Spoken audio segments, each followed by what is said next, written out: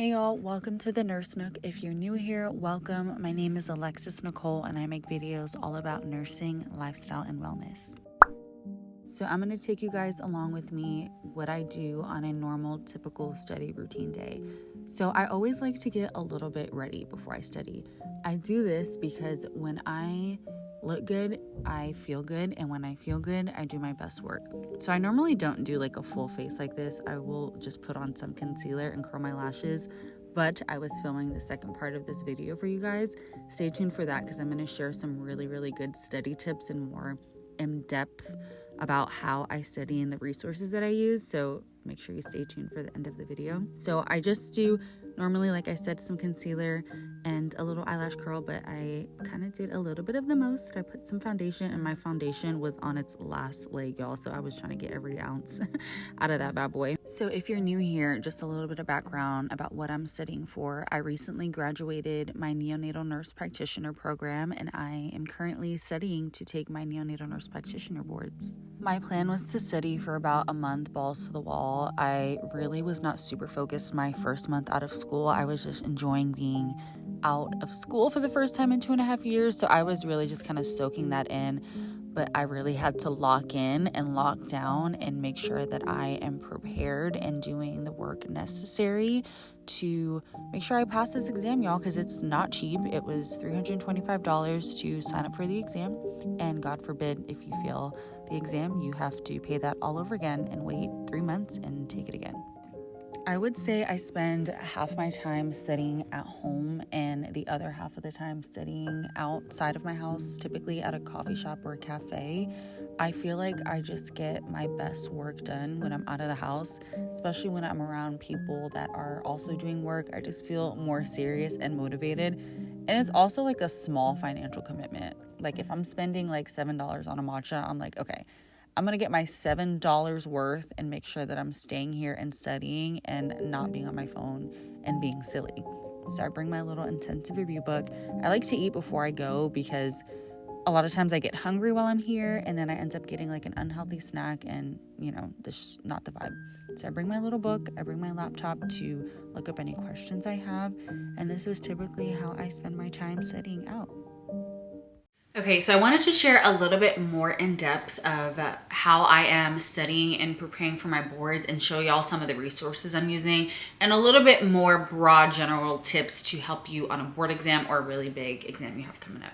So one of the biggest things that helped me, and this is really what helped jumpstart me to start studying, because I'm gonna be so honest with you guys, when I graduated school for the first month, I was like a piece of rest. Like, thank God. I was just like soaking in, not having to always have to be doing work and being at clinicals and being in the hospital for 60 hours a week. I was just like existing and just loving it. So it did take me a little bit of time to get back in the groove of studying, just because I was really soaking in my time to reset and rest. So I personally feel like I had a little bit of a crunch time because I have a big trip coming up. I wanted to make sure that I took the test before the trip. It's not really a huge trip, it's my bachelor party, but it's big emotionally. And I really wanted to take my boards prior because I just didn't want to, go out, have fun with my friends, and in the back of my head thinking like I have to go home and still take boards. I wanted to just totally get that off the plate, allow myself to truly relax and celebrate. And so in order to do that, I had to hurry up and get my big girl panties on and just schedule my exam. So once I scheduled my exam, it's about a little bit less than a month away now.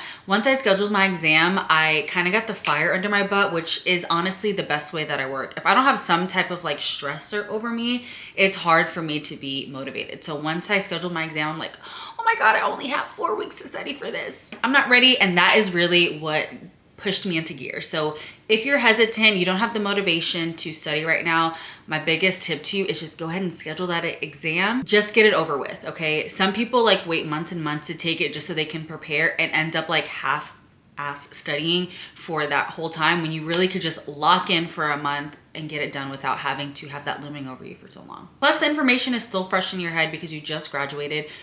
Girl, just get it done. So once I scheduled my exam, I was like, okay, what can I do to really motivate myself to study? I found myself like sitting down to study. I'm like staring at the wall. I'm getting on my phone. I'm just doing everything but studying. I was having a hard time focusing. And so one of the things I had to do for myself was download an app blocker and block all my social media apps. As someone who literally makes social media content in exchange for money, that was kind of a big thing because it's not just like, you know, leisurely doing it. You know, my metrics are gonna suffer because of this, but that's okay because my goal right now is passing this board exam. And honestly, it just feels so good, y'all, to have a break from social media. I literally feel like I have hours and hours more in my day. I checked my screen time the other day before I blocked my apps and I saw my daily average was 7 hours. I'm like, 7 hours is crazy. But to my defense, I watch a lot of videos, especially like while I'm getting ready or in the shower. I listen to like lectures.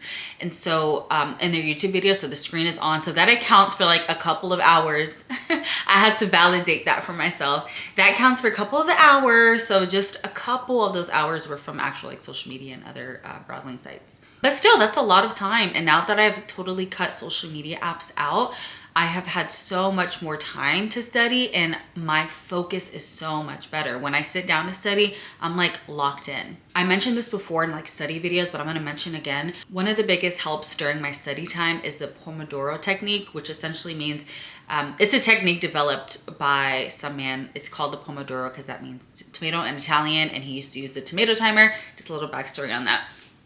But it's a timer where you focus for 25 minutes and after 25 minutes you get a 5-minute break, and you do that I believe for 4 cycles, and at the end of those cycles you get a 25-minute break.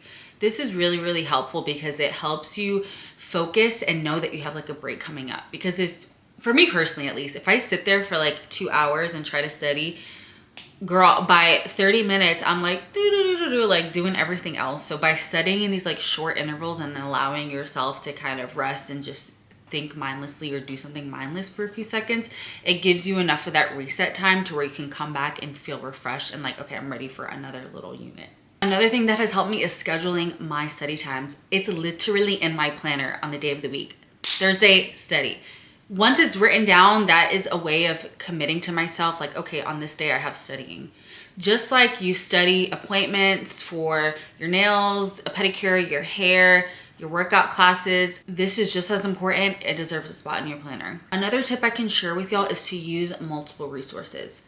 I can share the resources that I'm using now. This is neonatal nurse practitioner specific, but I'm pretty sure they have things like this for any type of field you're going into. So one of the biggest things I'm using right now is my handy dandy neonatal nurse practitioner certification intensive review. I just know they have intensive reviews for every career field, healthcare field, anything out there. They have some sort of intensive review book. This is just the one I'm using for my program. It essentially deletes all the fluff in your big old textbooks and just gets right to the nitty gritty. What are the important things you're gonna need to know on the test as a provider, keywords, and at the end of every chapter, there's practice questions. So this is a really good resource. I need to finish this book before I take my boards. I'm getting there. I'm getting there.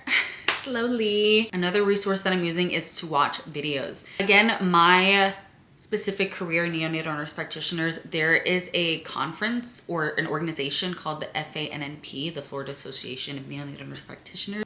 Every year they have a conference. During that conference, they have a board review, and the conference is in Florida. So I was able to buy the online version of it for $450, but it's so worth it. I listened to the videos and it is a great resource. It's a great way to absorb the content while you're doing something else. So while I'm showering, I listen to the content. While I'm driving to work, when I'm driving to my solid core classes, I listen to it. It sounds like a lot of money, but it truly was worth it for me. I'm also watching YouTube videos because I like to see things in an animated way. I like to see things drawn out. So if there's a concept I'm really not understanding, I'll watch a YouTube video to supplement the other videos that I'm watching. Again, because neonatal nurse practitioners is such a niche area of nursing, there is not a ton of resources available like there is for like family nurse practitioners, like just RNs in general. It's so specialized that the content available for review is a little bit slimmer. I'm sure if you're in any other field, you would have no problem finding review videos online. Another resource that I'm using are my flashcards. This is only like, y'all, this is like one 20th the amount of flashcards I have. But this was provided to the students from a company that came to speak to us while we were in the program. They're called NSearch. I believe they're just neonatal nurse practitioner specific, but I'm sure you can find any kind of review flashcards. Again, if you're an FNP, if you just search review flashcards or even make your own, these are just really great, again, like to have on the go. Like I went to a doctor's appointment the other day and I'm just like, you know, flipping through my flashcards. It's a great way to have like something tangible, takes you away from your screen, from your phone, and you end up like scrolling on other things. This is just like dedicated time for your flashcards. So the fourth thing that I'm doing, those are the first 3 resources. So I'm using my intensive review book to review head to toe everything I need to know about becoming a neonatal nurse practitioner. I'm also watching the lecture videos and supplementing YouTube videos where necessary. I'm using my flashcards. And the fourth thing I'm doing is practice questions. This is so huge. Again, I mentioned this in a previous video, but online you can find tons of practice questions. But I personally have been using ChatGPT. Always preface this, make sure that you're double checking the content and the answers. It has been a great way to just test my knowledge of the material that I just ingested. For example, I just read a chapter on preeclampsia, so I just asked ChatGPT, write me 20 questions on preeclampsia for a neonatal nurse practitioner student taking her certification exam. Some of the questions can be really complex. Some of the questions can be really straightforward. I always ask for rationales along with it. For me, I haven't had a problem with incorrect information. I always reference it back to my textbook and the answers line up. So I think that's a really great free resource just to kind of brush up on your content, test yourself on your material. There's also Stat Pearls that offer questions online. I think that one's a little bit pricier. I have been looking into that one. And then I do have a friend that says that she had a book with a bunch of practice questions that she would lend me, so to be determined. But again, like I mentioned earlier, unfortunately, NNPs is such a niche field that there's just not a ton of resources out there. Like Board Vitals, so many people recommended Board Vitals to me for practice, and I'm like, y'all, that looks like such a great resource, but unfortunately they don't have NICU content on there. So it really wouldn't be applicable to me. But for anybody else, great resource, highly recommend. I hope those tips were helpful. If you have any tips you can share for me down below, please do. And I will see you guys in the next video.